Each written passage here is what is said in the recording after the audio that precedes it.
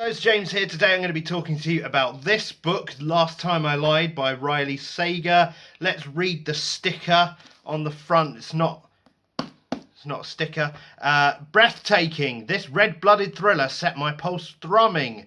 A.J. Finn, best-selling author of The Woman in the Window. I've not read The Woman in the Window, so take that for what it's worth. Right. Now that sticker's out of the way, it's time for my thoughts. Hopefully that's why you're here. So, Last Time I Lied is the second novel by Riley Sager, which is a pseudonym for a bloke who is a journalist, apparently. So, yeah, it's about this girl called Emma Davis. She's like 28 years old, so she's like my age. She's been involved in a tragic incident in her past where she went to like summer camp kind of deal, and the three people she was sharing a cabin with went off into the woods and went missing. Emma has had some trouble dealing with this, as she's had mental health issues as a result. And now she has been approached by the owner of the camp to go back, this time as a counsellor, because they're planning to reopen it. And that just sounds like a recipe for a serial killing. But it's not. That is not what this book is about. This is a psychological thriller, not a slasher flick book, which is my first disappointment, really, because Riley Sager's first book, Final Girls, really played on the slasher movie tropes and did it in a good way, and it was kind of, although it wasn't also really kind of slasher movie related, it was more of a thriller too. But I was kind of hoping for something a little bit more Friday the 13th than what I got, is all I'm saying. So yeah, I think disappointment is really the overall feeling that I took away from this. I really liked Final Girls. I don't know if I have a review of it on the channel. Probably I do, although it may have been in one of my weird down times where I just wasn't doing anything. Yeah, I kind of liked it. I was not a fan of this. There are a lot of flaws here in the writing style, and in the way the characters are presented, but mostly the biggest disappointment is the mystery construction. So what Riley Sager has done here is constructed the most lazy mystery I think I've ever read in my life. There's this thing called building suspense. You may have heard of it. If you've seen a thriller, you'll know. The Da Vinci Code, as I glance over here, I see the Da Vinci Code, does this really well, by leaving sort of each chapter on a cliffhanger that makes you want to continue reading. Riley Sager tries to do that as well, but I don't think they did it very well. And here is why. So many of these chapters, and they are short chapters, they end on, the main character, because it's first person narrative, it ends with the main character going, I know a secret that they don't know about the past that will change everything if they knew.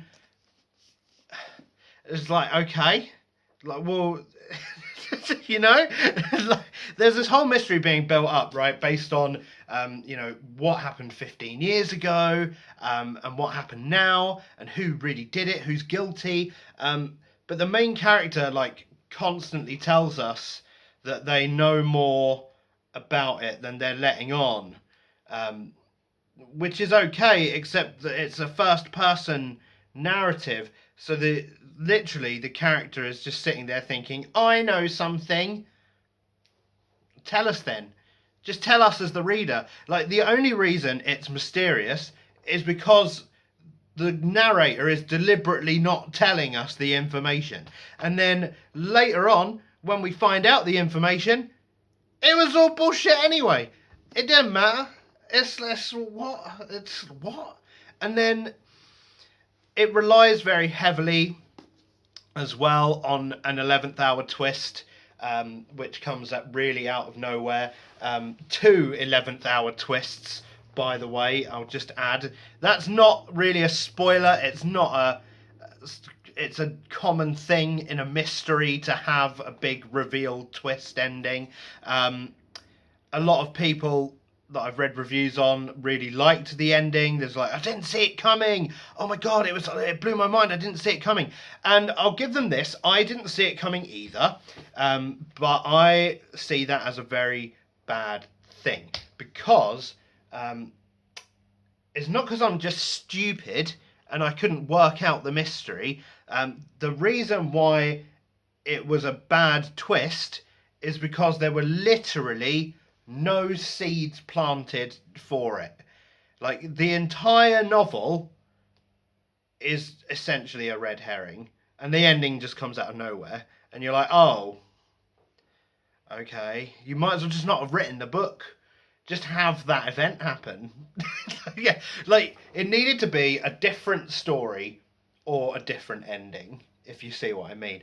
And they didn't mesh well, so the ending just really feels like it comes out of nowhere, which makes the rest of the book just leaves a sour taste in my mouth for the rest of it, because it's like, well, you know, why did I read that then? So that's really my main problems with the story itself and the construction of it. I have some problems with characters as well. None of the characters really stood out. They're all kind of bland. Emma is like she's a typical horror movie protagonist, really artsy, non-threatening brunette type. Then you've got the girls that are staying with her in the current camp, which are essentially just a stereotype group. You've got one that is a nerd one, so she watches Marvel films.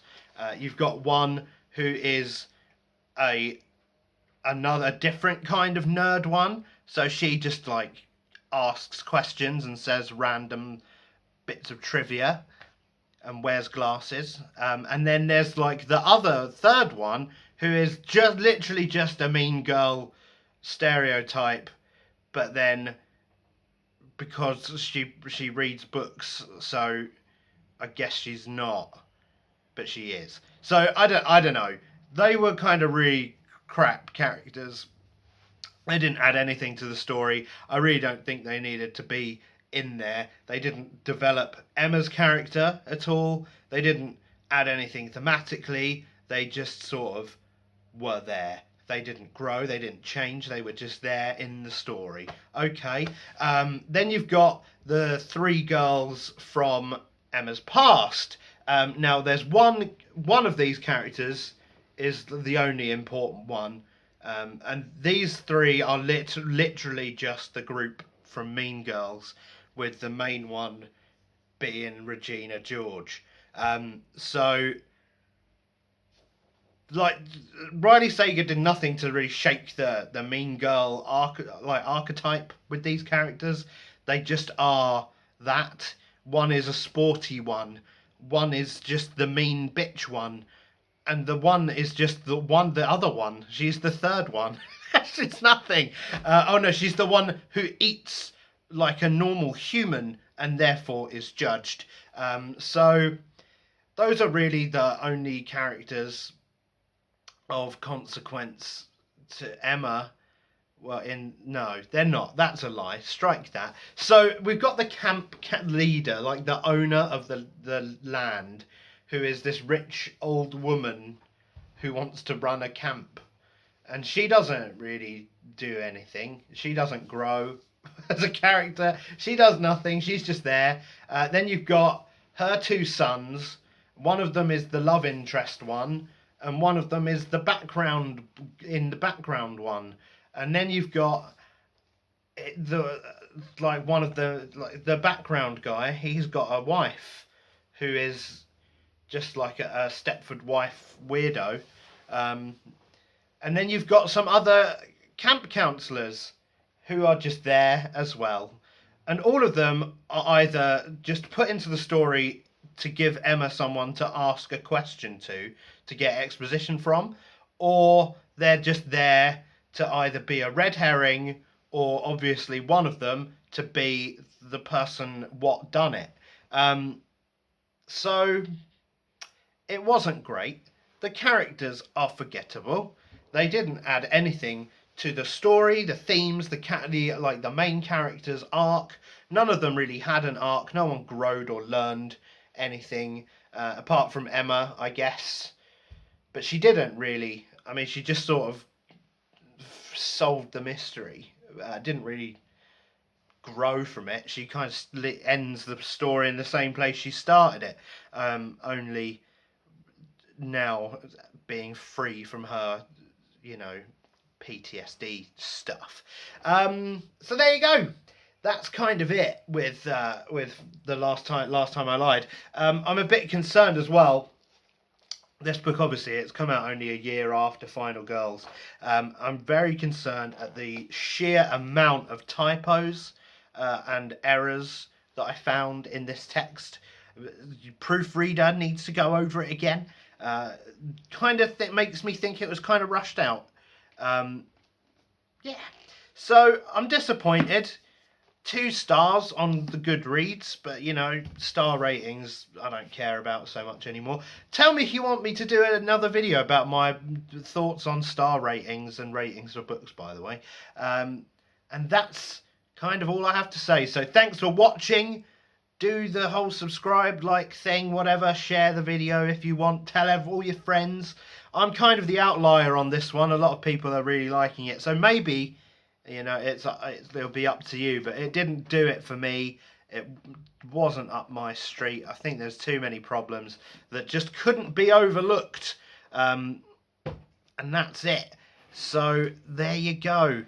Goodbye. Goodbye.